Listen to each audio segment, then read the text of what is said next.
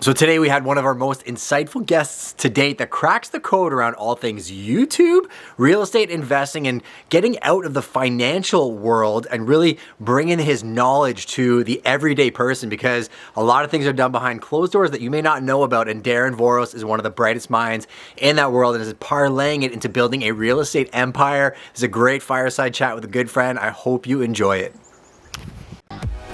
Welcome to the Prime People Podcast, where we cover all things that got us to where we are today, our team building strategies, the marketing and sales tips that we've learned through thousands of transactions, productivity tips, ways to really just hold yourself accountable to accomplishing what you want to accomplish, and all things content creation, personal development, and not to mention we have some of the best guests on the planet. There's the man himself,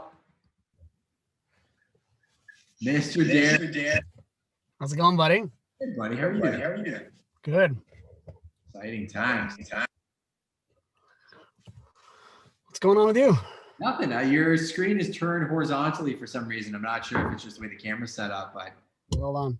yeah, no worries. Is that better?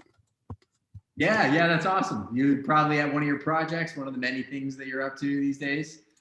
Well, it's funny. I was like, I've not been doing a lot of reno stuff recently. And and then sometimes you just got to jump in. Sometimes you know. Yeah. So you're on site doing stuff, like you're at one of your projects and getting your hands dirty. What's that? I missed that. Sorry. I said, are you at one of your projects getting your hands dirty? I am like physically getting dirty today. Yeah. Which, it's funny. I love it. Like I actually I miss it. I haven't been doing it for like the last 7 months. I've just been focusing on my business. Yeah. But I actually, when I'm here for a couple of days, I miss doing the actual physical labor. Yeah, I said that to one of my agents I was talking to last night. We have a showing with a mutual client that we're working on together. She happens to be an expert in an area. And it's funny, in this industry, you just assume I'm not going to be there, right? Normally the team lead, you never actually meet him. He's just sitting on a boat somewhere. And I'm fired up. I was like, no, I will be there. Like, this is a very important client of mine. I won't step on anybody's toes. She's the expert in that market. But I always say the only way you get better is by getting your hands dirty and actually being in the field, because you forget, right? Like time flies and all of a sudden, people are coming and seeing opportunities you don't because you're not in it every day. So I agree. I think it's actually one of the best things you can do for your business. Yeah. And I think, for this project, it was a little bit, just it's not been going as smoothly as I would have liked. And it's a partnership. And it's just not moving along. So sometimes when that happens, if you've got the skills, you got to just jump in and make it happen, right? So we're basically putting it on the market early next week, and I thought, okay, I can go up there and dedicate 2 days and get this thing over the finish line. So that's kind of where I'm at. That's awesome, dude. I mean, we're gonna jump right into that. I actually think I'd love to start there because a lot of people just think it's easy, right? And they don't understand that it takes work and there's risks. And these times that you're going through right now where they're not going well, one day you'll look back on fondly, right? And you'll look at the equity you built up into that property and, the wealth generation tool that it became, but it didn't come easy because sometimes it just doesn't come easy, right? This is, I think that's a great point, because I think that there's so many people that want to get into real estate investing and they think, it's simple, and it's, it can be simple, and, but I don't know that and it can be easy if you have a formula, but it doesn't necessarily mean it's without hard work. I think that there's a disconnect there sometimes. The most successful real estate investors that I know work their butts off. That doesn't necessarily mean physically every single day, but they work hard for sure to create their success. Yeah, that's amazing. So first, I'm going to give some context. We got a lot of registrants for this podcast.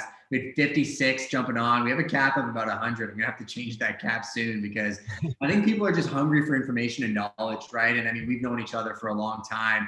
A lot of people that know you in the investment world think of you, strictly as a real estate investor, and that's what they're really gearing towards. But I know you as somebody that has really helped people along in terms of financial literacy over and beyond just investing in real estate. So, I wanted to expose my world to you because, again, I look at people as as inspirations in my life, right? It makes me want to get better. We've had some great conversations about growth and business and finances and TFSAs and like all these different things that like literally my daughter knows who you are and you haven't even met her because she's seen videos and I've explained, you know, our friendship and how we've known each other over the years. But for those that don't know you, I mean, where did you grow up? How did you get into what you're doing now? And, you know, how did you end up here? Yeah, I grew up in Red Deer, Alberta, and left when I was around 19 years old. My family's all still in Alberta. My sister, her husband, my two nephews, my parents are still there. And yeah, I left 19 years old. I went and traveled for about 3 years with an international organization. I traveled all over North America, Europe, and Asia.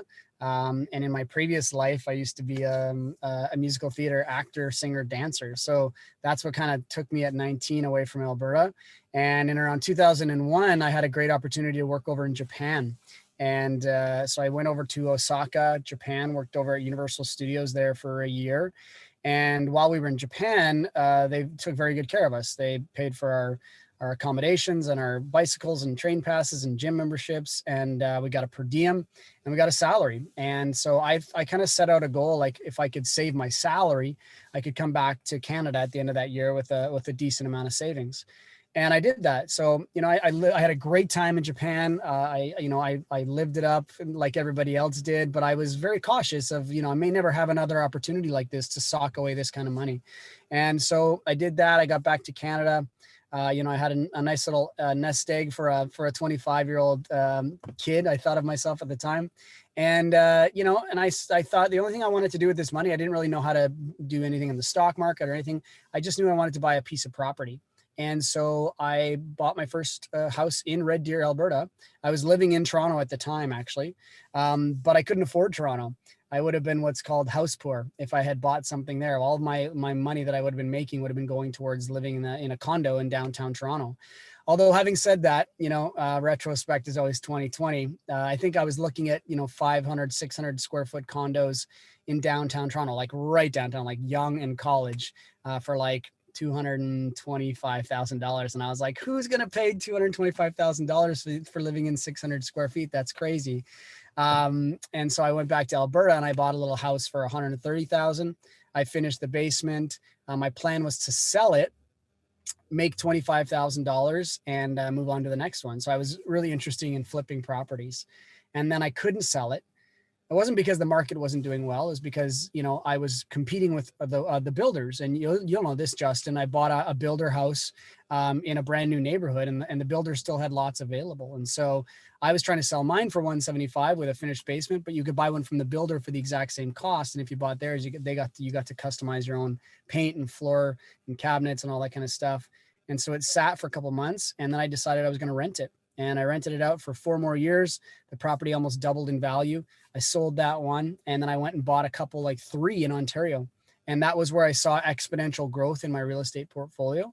And that's kind of when I got excited about buy and hold rental properties versus trying to turn over properties. And then I started growing my portfolio from there. Literally had a conversation with a client this morning. It was one that we did a deal, I think 4 years ago. And it's funny because there's these 2 properties that share like a laneway, and then there's another laneway. I could barely get my truck through it. I actually thought I was going to take my mirror off, but did the showing at the one. And I mean, it's a disaster to most people. But I walked in there, I'm like, this is a phenomenal opportunity because I know what the neighbors did. I know what their refis came back at, and this one's in better condition than those ones were. So I called the guy actually that owned the one next door. I hadn't talked to me forever. I'm like, hey, Armando, how you doing, brother? I said, you know, just checking in. And I'm like, how do you feel about that purchase that you made? Because he had bought a 4-plex for $330 on this street, and it refied at $675. And he's like, best decision we ever made. He said, you know, my wife was really concerned when we went through it the first time because the kitchen like didn't really have a floor. Like it was bad. And I said, well, that's a good thing. I said, next time she gets that feeling of concern, you know that there's a good opportunity there. We had a chuckle, but I said to him at the end, I'm like, don't sell your property. Like, yeah, I sell real estate. That's my job. And I'm talking myself out of a potential sale. But I'm like, you only make wealth when you keep it for a very, very, very long time, or you have a plan for the equity or the money that you've made with that to put it into something else long-term, right? So I'm going to step back a second because the one thing I really want to do with you, and I didn't even call you before this podcast on purpose because I know your personality and your brain, and I really wanted to just get people to get the raw Darren in terms of, you know, educating people on financial literacy. I feel like it's lacking in our school system. There's a lot of adults that are out there that have squirreled away some good money and maybe have some savings in some places that aren't being deployed ideally, or they're being managed by people that don't really necessarily have their best interest at heart. What I wanted to start with before we get into any of that is, when you went to Osaka, I heard you say something, and as young as you were, you set a goal, right? You said, I have this opportunity, there's this much money involved, I'd like to come back with this much of a nest egg. And then you got back and you had the nest egg, you found a property, you had a goal, you adapted your goals to fit the properties and what the world was throwing at you. And you ended up finding out that, holding on to the property was the best thing they could have done, but you wouldn't have thought of that when you sold it. How do you shift your goals? How did you go, was it just in you to set that goal in Osaka? And then, when things didn't necessarily go exactly how you thought they were, how do you think of goal setting, I guess, is my main question.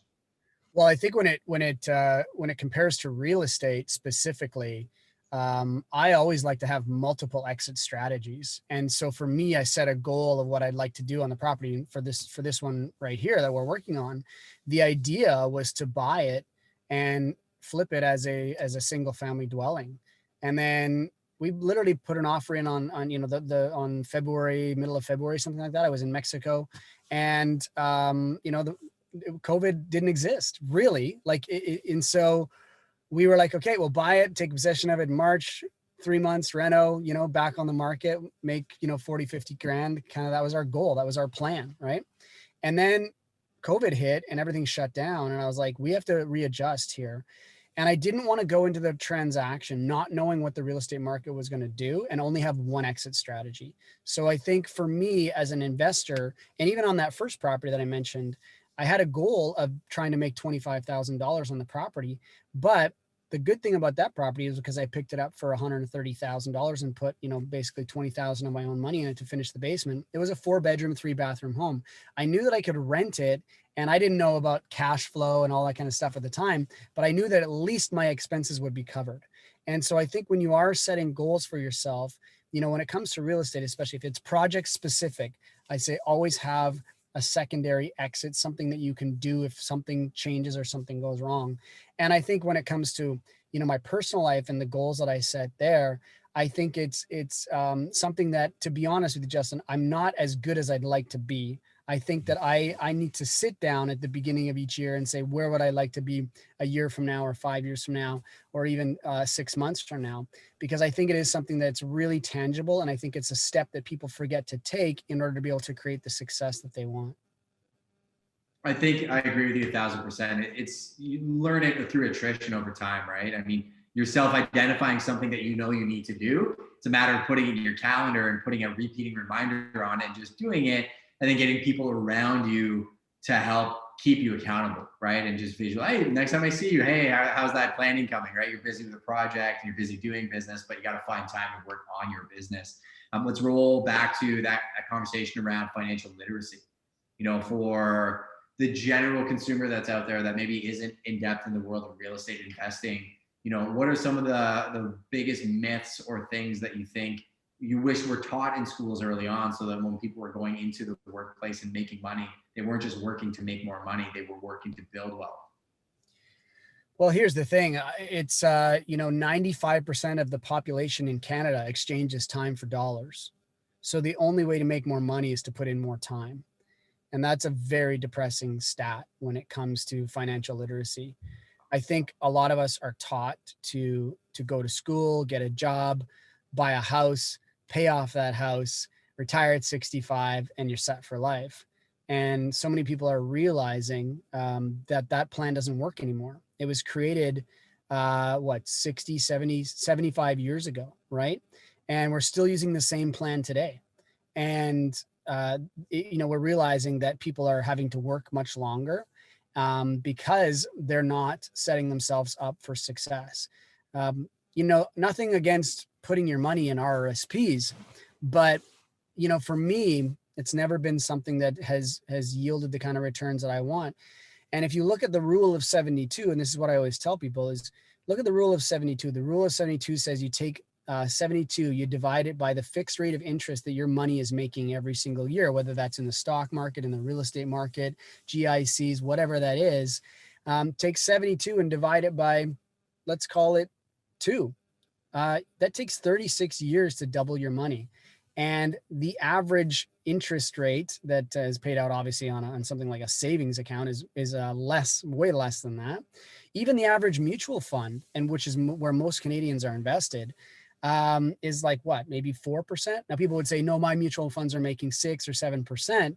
But the problem is they don't know that there's a 3% fee baked in on that.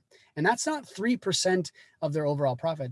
That's, if they're making a 7% return, that's 3% of 7%. That's 35% of the money that they're making is going to their financial advisor. So for me, it's really about learning what your money is doing for you and paying attention to how it's earning over the years. And now if you can take that money and earn, let's say 10, 15%, well, now you've cut your doubling of your finances in half, essentially looking at, 72 divided by 10, you're going to double your money every 7 years. So for me, that's a target that I set for any investments, a minimum 10% return on an annual basis. And that allows me to double my money just that much faster and get to my financial goals just that much quicker. I love that concept. I actually saw your post about it the other day, and I was hoping you were going to dig into it a little bit because it's a way of boiling everything down into a very simple format. If you guys are interested in seeing that formula, head over to Darren's Instagram channel. The links will be in the show notes and everything else down the road. I definitely think it's worth understanding that formula and kind of getting a little bit of insight and traction to what your goals are and structuring it that way. But I think another thing you touched on was we operating based on the advice of the people around us, right? And financial advising wise, it's like having a great mechanic versus somebody who's just doing a job and punching a ticket and telling you what you need to hear and not aligned with necessarily the goals that you have, right? And I know some people are in a position where their time every hour is incredibly valuable. They want to bring people into their world that are experts at what they do. And if you got good people around you, great. But I do think that from a high level perspective, I mean, that is the one of the 1%. Quite often, if you're talking about the large percentage of the market out there, real estate, financial advising, mortgages, I mean, there is such a wide gamut of quality of people. We are really going back and regressing back to that society that our grandparents grew up in the mid 1900s, where people earn business based on the merits of their work, right? So if I called you right now and I said, hey, Darren, this guy's solid, that comes with a little bit of a different connotation than if somebody drops a LinkedIn cold message to you saying, hey, Darren, I think we should connect. I do this. So, my advice to people that are watching this is if you're looking for people to help educate you in things that they're experts at, develop a relationship, do your own research with these people. Don't necessarily get caught up in the marketing and the advertising side of things, because you just expose something that a lot of people may not know about the fee and the percentage structure. So, given your black belt at what you do and making that transition, maybe you can give a little bit of the story of your background in finances and how you transitioned into what you're doing now. Yeah, I mean, I was always a good saver growing up. The day I turned 16, I bought my car. I was ready to go. I had it all, the money all saved up.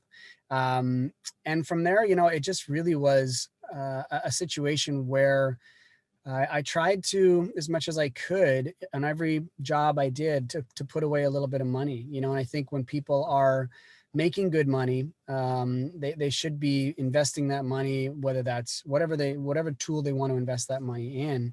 But I think that, a lot of times I saw my young friends, especially when I was growing up in the theater world, we'd have a big contract and we'd be making probably the best money that a lot of them would make in theater. And they were thinking that this money was going to last forever and this kind of lifestyle was going to last forever. I'm not a frugal person by any means. I think you have to enjoy life and you have to, reward yourself when things go right. But at the same time, I try to cut out any unnecessary spending that I don't think is really truly needed. And then the other thing too is I'm always trying to create passive income streams.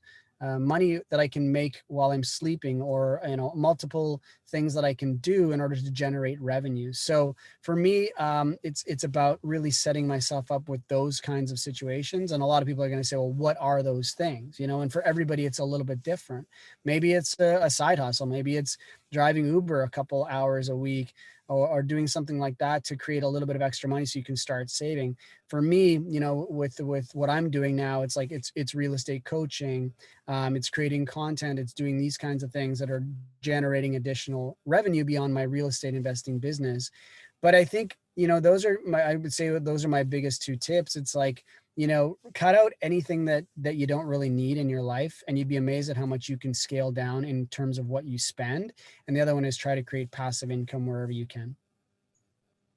So let's go down that rabbit hole, because we've both been talking about this a whole bunch in terms of online content and starting YouTube channels. You started one of the best YouTube channels I've seen, and I constantly see and watch your content and try and share it out because it's very dialed in, it's very structured, it's very to the point, right? And for the audience that are watching this, all of you, I'm sure, would say, oh, I'd love to have a YouTube channel. I want to post more on social. We all struggle with the same things.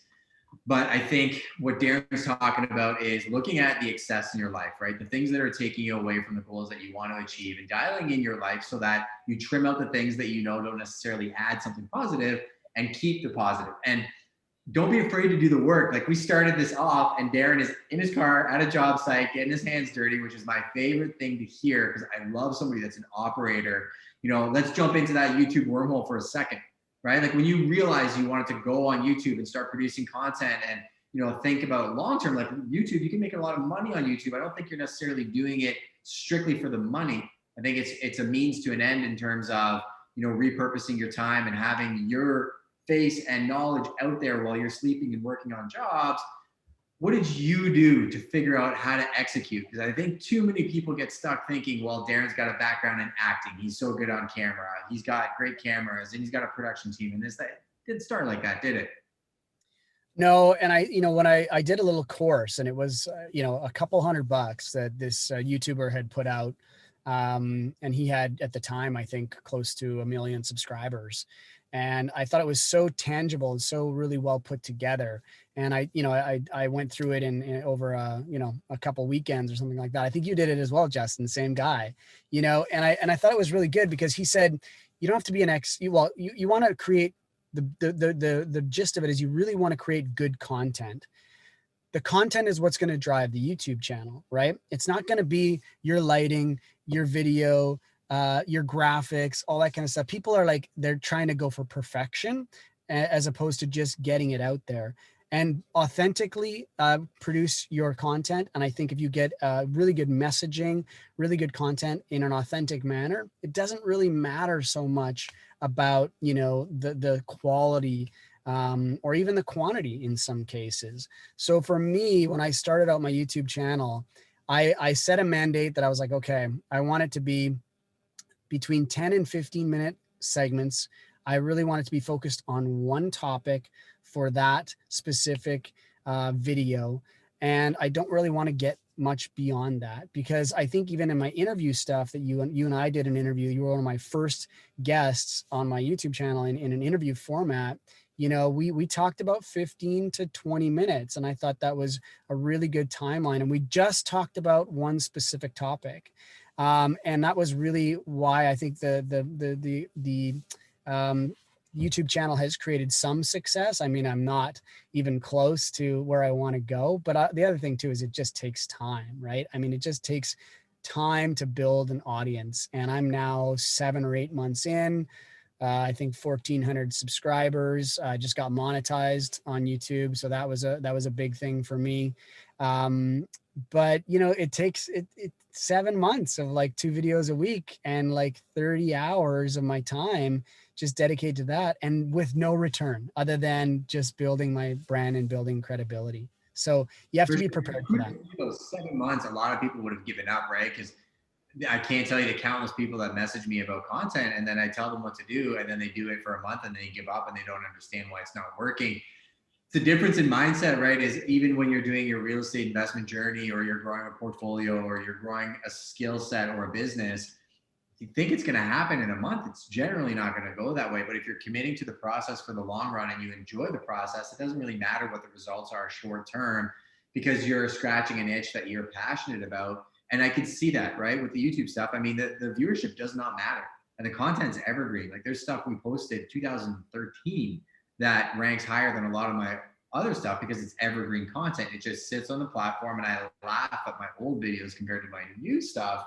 And even some of the concepts, right? Like, let's give the audience a little bit of, insight into how to structure video content. And I think like an insight I never knew, but I did in today's episode for the audience, was tell the audience exactly what we're going to be talking about, financial literacy, just that whole dynamic of things, so that you're honoring their time. Because I think people get stuck making content for themselves and not thinking about the audience, right? So how do you think about your audience and satisfying what need they're looking for? Well, that was a really hard thing when I first started. I was like, what am I going to talk about? What am I going to do? And I think the way that I did it, and I'm still kind of doing it, is what's going on in my life? What is happening to me with my journey? Um, and there's always there's a learning lesson there. Always there's something that I can teach based on what's going on with me. And so that's basically driven a lot of my content. Now it doesn't like the complexity of the transactions I'm working on now. I think I don't want to get into the weeds too much, but there's always like a learning in there somewhere that I can say, hey, this is what I'm dealing with right now.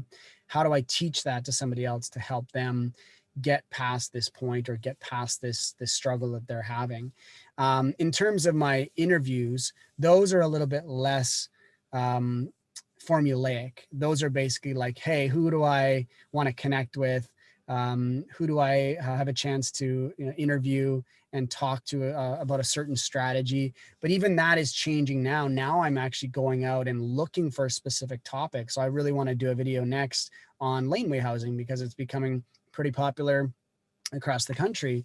So I want to bring in a laneway expert. Accounting is something that is so important for so many people in no matter what business they're working in. And so I'm going to have my account on soon to just talk about the specifics of how to set up your structure and how to set up the things that you want. So those are things that are driving my content right now. But I think in the beginning, I was like, do I need to, have a through line that everything goes in order? And the answer to that is no, because people don't watch YouTube videos in that way, right? They just search a topic for the most part, and then they go and find that video. So you don't have to go, from A to Z in your portfolio of whatever you're teaching or whatever you're talking about. You can just kind of move it around and people will gravitate towards the content that works for them. I'll throw you a little piece of info. If you are going to do something sequential and you want to do like a 5-step course around one topic, Facebook's actually the platform to do it. So if you look at Facebook, they launched some new back-end stuff where you can upload entire catalogs of content sequentially, and they're thinking that it's going to be more of that tool, but YouTube's not. YouTube's exactly what you said. It's SEO, right? It's a search engine around topics. So you're way better, digging in deep on topics that you really get excited about and staying focused on those topics during that video, because that's what the people came for. Speaking of which, the people came here to talk about financial literacy, and now I'm talking about YouTube videos. I'll get this back on the rails. I've gotten so many tips, and I could splur them out, but I'm just going to throw a couple at you, and I want your thoughts on them, and maybe the public's perception versus how you think about them. So tax-free savings accounts. How do you think about tax-free savings accounts? And I know we can do this for an hour, but we'll try and keep it condensed. I think the government of Canada did a huge disservice to Canadians by naming it a tax-free savings account. It's most people don't really even know what to do with it. It should have been called the tax-free investment account, because essentially any money that you earn inside of that, I think people understand this, any money that they earn inside of it, they get to take that money tax-free, right? But most people set up a savings account, a tax-free savings account, and it earns money at like 1% or less than 1%. And they can draw that money out tax-free, but that's not really going to get you where you want to go. So for me, it's about getting your investments inside of your tax-free savings account. If you haven't maxed that out as a Canadian yet, that should be the first vehicle that you're maxing out. It should not be RRSPs. It should be TFSA, right? Because TFSA, as I said, if you're earning 7-8% inside your TFSA, you can withdraw that money tax-free at any point, right? Whereas if it's structured inside of an RSP, if you take it out, you've got to pay tax on that. So I'm a huge proponent of getting it set up soon, maximizing it to whatever you can. And then, you can choose the investment vehicle that you want to do inside of your TFSA. For me, I do a lot of private lending inside of real estate in my TFSA, but I also have some money in the money markets in my TFSA as well. But I think it's a really powerful tool that most Canadians just aren't utilizing correctly. And are those mainly self-directed, like the private mortgages as well as the investments that you're making? Yeah, and that's something that a lot of people don't know about as well, is the self-directed element of RSPs, TFSAs, LIRAs, RIFs. All of those things can be self-directed. So we don't do that at a one of the big five banks. They don't offer self-directed RSPs or TFSAs, and there's a reason for that. Because they don't want you to take your money to another financial institution to invest in self-directed. So they don't offer those products there. So if you go to your Bank of Montreal or whatever, and you say, I want to self-direct my RSP, they're going to say, yes, you can self-direct your RSPs here. You can self-direct it into any one of these 20 products that BMO offers, right?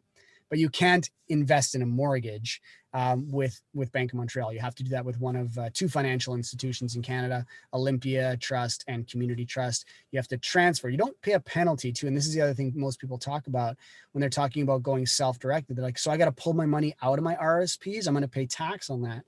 No. You're not taking it out of your RSP or your TFSA. You're transferring it to another financial institution, but it still stays inside of the RSP or the TFSA. You don't pay tax on that. And now once it's self-directed, now you can invest in the real estate market, you can invest in the stock market, you can do all kinds of things. And once it's in a self-directed format. So if somebody was going to go down that path and say, you know what, I just want to get a better understanding of that, your YouTube channel, or do you have any other resources you'd point them to get some education around what that looks like? Yeah, there's actually not a lot of information through the mainstream media, I'll say, about self-directing your RSPs or TFSAs. Again, because most people don't necessarily do it. There's a lot of information about getting your money in RSPs and investing in mutual funds and all that stuff, because there's so many financial advisors that's what they want to do because they make a fee off of that.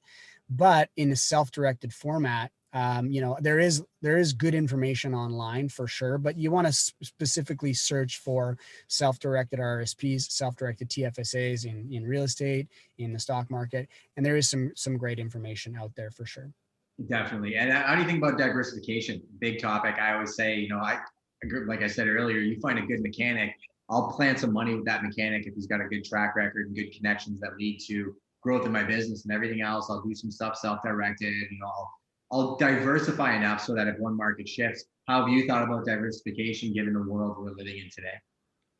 Yeah, I mean, I diversify inside my real estate portfolio, but I think also too, I worry about people that just throw all their money into one category, right? So, like I say, I'm more of a risk taker on my stock and my in my money market portfolio because my real estate is pretty stable, right? And so I take that money and I will go a little bit more high risk than I would in my real estate portfolio, because it makes up, let's say, like a quarter of my portfolio percentage. It's not huge, but I feel like I can take a little bit more risks when it comes to that. But for everyone, they have a different risk profile, and I think it's just a matter of figuring out what works for you. But I think there's so many great services now for me. Like, I don't know about you, Justin, but I use Wealthsimple. It's just like, it's a low fee trading platform. And you can pick specific things, or you can pick whether you want to just go into, the markets, essentially invest in the markets. But I'm seeing really nice returns there, 8 to 10% on an annual basis. And because of that, my fees are so low. Like, the fees are like 0.5% as opposed to 3%. That's a huge difference. And most of the major brokerages have a discount arm to them. So if you want to invest, like with TD, they have like a version of that's you can basically manage your own portfolio, but it's at a much less rate than working with a financial advisor. Nothing to say, there's nothing wrong with financial advisors. I would just say, you have to know what you're being charged and what you might be able to do on your own and save yourself a significant amount of money. And it comes down to what I said earlier. And that's specifically why I said it. I know some incredible money managers that have access to information that I don't have, and they're black belts at what they do. That's their craft, and that's what they're amazing at. And I'll pay for a level of service. Just like, I could, you sell your house yourself instead of hiring me. I would like to think that I put in the reps in my 10,000 hours to bring more value than I'm going to charge you in terms of a percentage, and make, pay yourself off. Probably the same way you look at the contractors and the people you hire.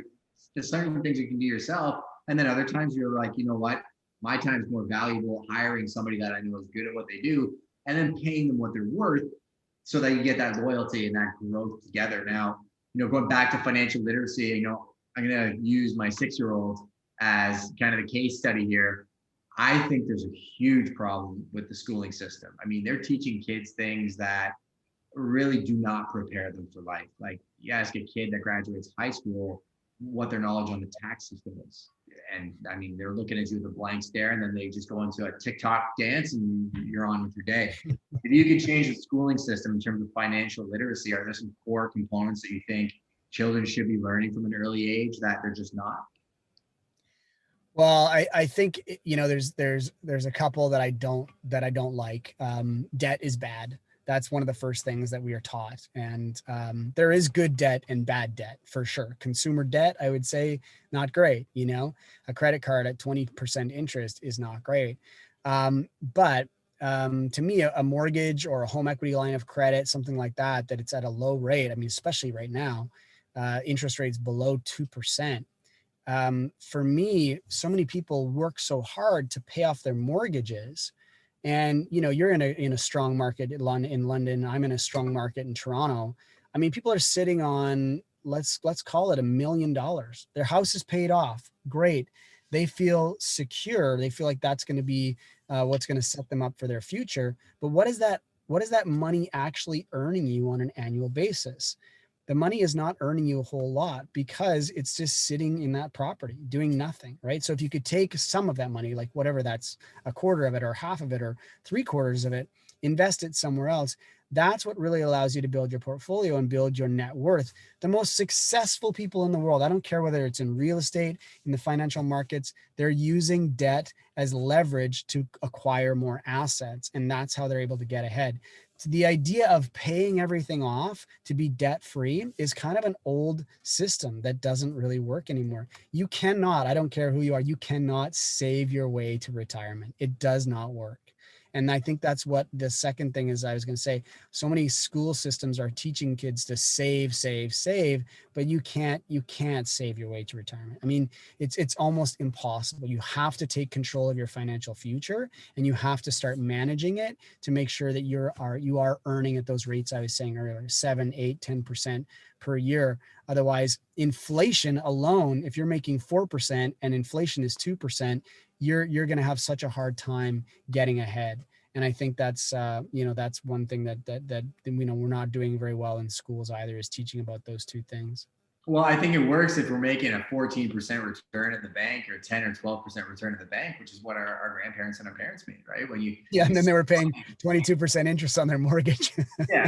bananas, right? You get into Yeah. the pieces of it, but government policy does affect how things are. And I mean, you have to be educated in this stuff. You can't stick your head in the sand and just take what the media is feeding you in terms of what the smart things to do and not do are. I mean, I wrote about it this morning, right? Like I was talking about a market that's technically a competitive market. I was talking about Toronto, and I was saying, like, yeah, everybody's running, to a certain degree from the condos because supply, demand, and the media. But I'm like, they're going to regret that as soon as sports and entertainment open up and they want to come back in. Immigration slated for 1.2 million people over the next 3 years. Granted, COVID's happening. Eventually, it's going to level out. And then what are they going to do when they want to get back in the market and the vacancies start happening and the supply goes the other way? It's, I don't think the media does anybody any, anything good in terms of prepping them to make the right decisions. I think they need to get around people that are actually doing it and, look to them for advice. And it doesn't mean they have to run headlong into real estate investing and just do what somebody else is doing, but, reach out to people like yourself and ask you how you got there, right? Like, probably very surprising to people when they DM you or they message you how willing you are to share your secrets, because they think like, oh man, if everybody learns, then there's nothing left for Darren. How do you think about collaboration and teaching people that are younger than you how to do what you're doing? Well, I think that I've had some great helpers in my life, and I'm really all about that. I think I have an abundance mindset, and I know you do too, Justin. I think this is something that's really important to us, and it's why we get along well, and we have a very similar outlook when it comes to business. But for me, anything that I can learn, and this is why I started my YouTube channel, I'm like, I've learned some great strategies and techniques over the years when it comes to, money and literacy and real estate investing. Yes, I could sit in my little corner and hoard all that information and hope that nobody ever found out, so that, I would be the only person who's going to be able to succeed, but that's not how the world works. And generally, the tighter that I've held information, the less success I've had. So for me, it's about that abundance mindset. Getting as many people help as possible has always been really, for me, fulfilling. And then the other thing too is it's always just come back to me in droves, and that's not why I do it, but it definitely for me is something that's important. So now that we've got a little bit of a background on financial literacy, different ways of deploying income and getting into the mindset piece, when people are looking at doing their first purchase, right? I know a lot of times I'll go back to the story I told early on. They walk into a property. It's not ideal. It's not like what they saw maybe on TV or what they thought an investment property should look like. What would you tell somebody that's new to this game that wants to do it, why they're invested in their personal residence, turn into a secondary suite, get into real estate investing, get into joint ventures? How would you tell them to look at their first deal or establish what their first goal is going to be? I think it kind of goes back to what I said earlier. It's like how can you optimize the money that you make and what goes out the door? Because that's really what it's all about, right? What comes in and then what goes out.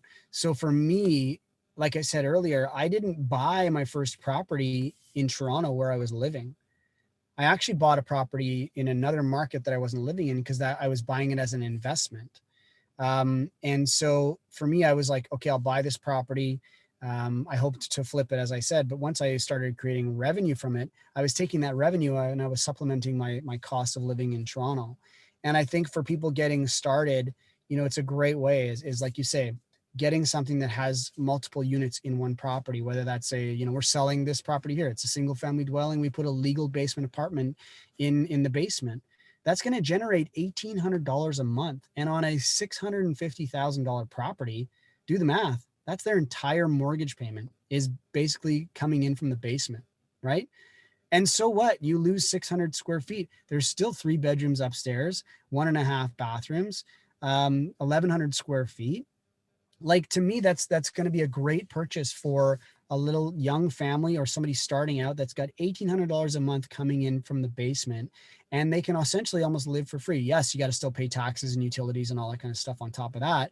But imagine your living costs, if you're making $50,000, $60,000 a year, your living costs drop all in for under $1,000. That's going to make a huge impact on what you're going to be able to do next. And so you buy this property and you've got, a unit downstairs and you're living in the upstairs. Well, guess what? Maybe when you're ready, you've got enough money for a down payment.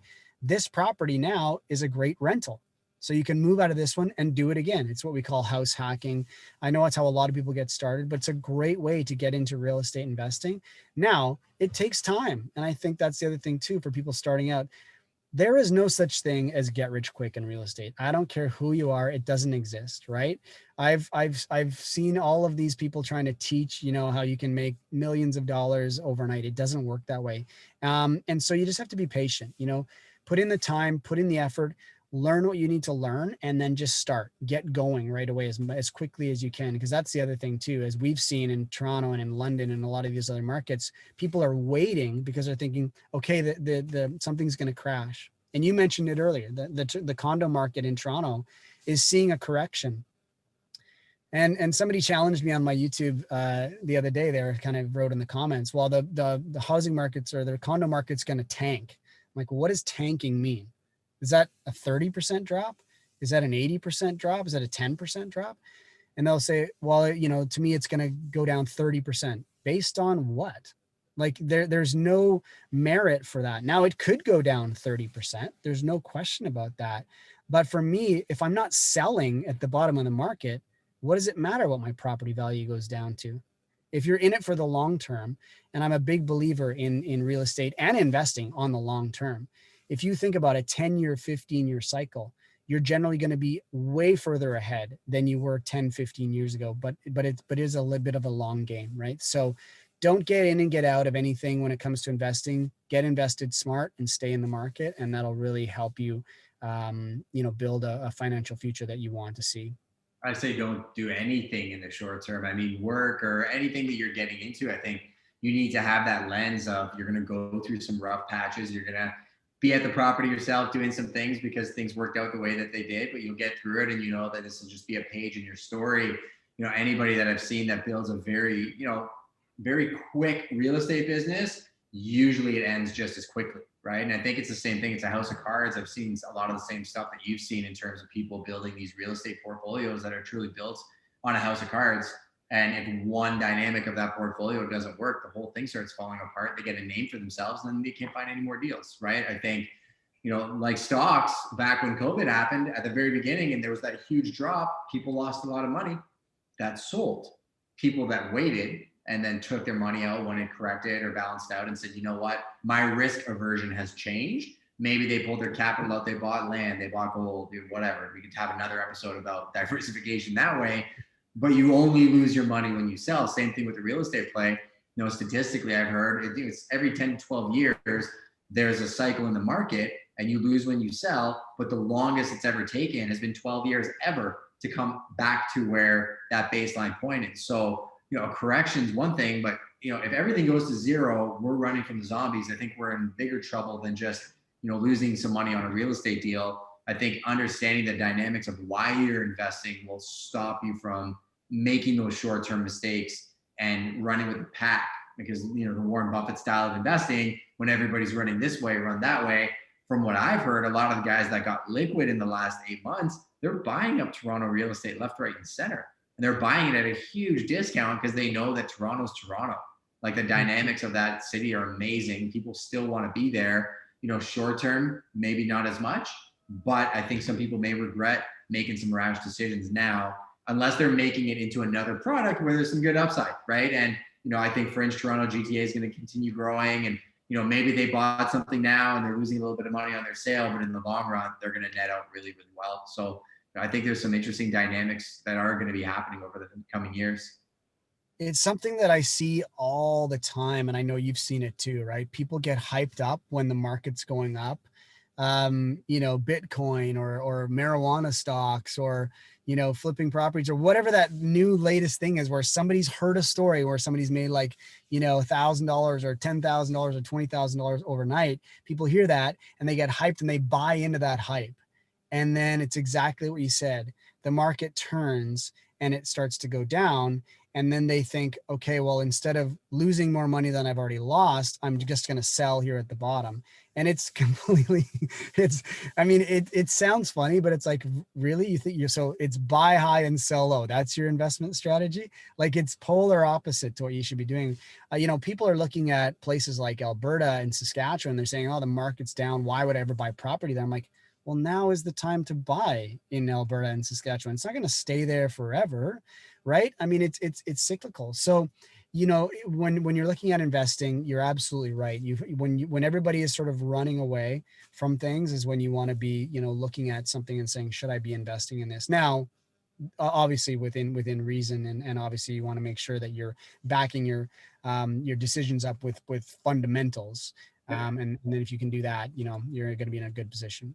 I agree. I think going back to that conversation, surrounding yourself with people that are equipping you with those fundamentals and understanding the strategies to last a long time in the market and cash flow. Just we can go down a rabbit hole there, but just the basics of financial literacy and just learning a little bit every day. That's the whole context of this episode. Was I wanted to introduce you guys to Darren so that you guys can go down that path of saying, every day I'm going to learn something that teaches me a little bit more about finances I didn't know. And if I'm interested in real estate, then great, I'll do that. If I'm interested in stocks, I'm going to go down that path and I'll educate myself a little bit more.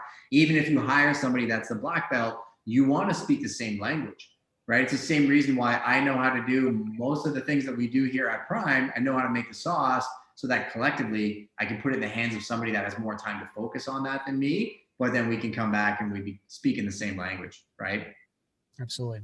So I'm going to give you a rapid fire number of questions, quick answers, and then I'll get you on your merry way because I know you got work to do. So what are you learning right now? For me, I'm learning all about affiliate marketing and just generating secondary sources of income through my YouTube channel or through anything that I'm doing. It's something that's really been helping me in my business. Let's educate consumers. That means putting Amazon links to say products you use to shoot these videos in your YouTube description. People click on that, Amazon pays you. It's pretty awesome. How has failure shaped your life? Oh, it's I think of all of my failures as learning experiences and things that I think failure is inevitable at some point. And I think it's just a matter of taking that and then utilizing that and not trying to repeat it ever again to take those learning experiences and move forward. I think failure is the best way to grow by far. Who do you know that I should know? Man, we know a lot of the same people. We definitely. Um, who do I know that you should know? I don't know that I've introduced you to my business partner, Alona Koziol. No, no, yeah. She's a great friend. We're partnering on 2 8-unit conversions in Toronto right now. And Alona's, relatively new to real estate investing, but as a single mom of 2 children, she's an inspiration to me to just be able to, dedicate her time to this craft. And she's amazing. That's awesome. You send her a DM and drop me in the link, and I'll connect with her as well too. Last thing, I'm going to give you the ability to give my audience one message. If you had a billboard that you can write whatever you want on it, you have something that you want to direct them to, the floor is yours, my friend. I think your audience is obviously very well educated, and I would say to me, the education has really changed what I do. I just was doing a lot of trial and error previous to being introduced to, Keyspire and Rain and some of these other things, and even YouTube, all of that kind of stuff. So for me, get educated, find a mentor, find a coach, find somebody who, like you said earlier, Justin, is doing what you want to do now, and search them out and try to work with them, because I think that's really how you get to that next level. Even when people create a ton of success, I know you're part of a mastermind, I'm part of a mastermind. It's really important to keep surrounding yourself with people who are much better than you at what you want to be able to do, so you can learn from them, as opposed to being, the smartest person in the room. That's never a situation that I really like to be in, because I like to learn from others and be able to grow in what I'm doing. They're not pushing you, you're not growing. I mean, we've come a long way from the day that you hopped in my truck and did the first tour of London, back in the day. And again, we got lots of mutual connections. And I look to guys like you and Scott and everybody else that have really, like, those relationships have always grown, because it's never like there's an end game there. It's not like you're turning around, you were trying to sell me something. It was literally, we're growing. We're all in this world together. I think the community is everything coming through, everything we're going through right now. I think the community of people that you have around you, being there to support them, you've been amazing to our community. So I want to thank you. I definitely appreciate your time, and I'm sure this won't be our last episode. Hey, anytime. I'm always happy to chat with you, and please, you'll have to have you back on the YouTube channel. I'm ready for a second session whenever you are. For sure. We'll definitely stick to one topic on that one. Everybody go to Darren's YouTube channel, hit that subscribe button. His videos are super clean, super dialed in, tons of value, and enjoy your project. Good luck, my friend. Thank you, sir. We'll talk to you soon. Take care. Bye. Bye.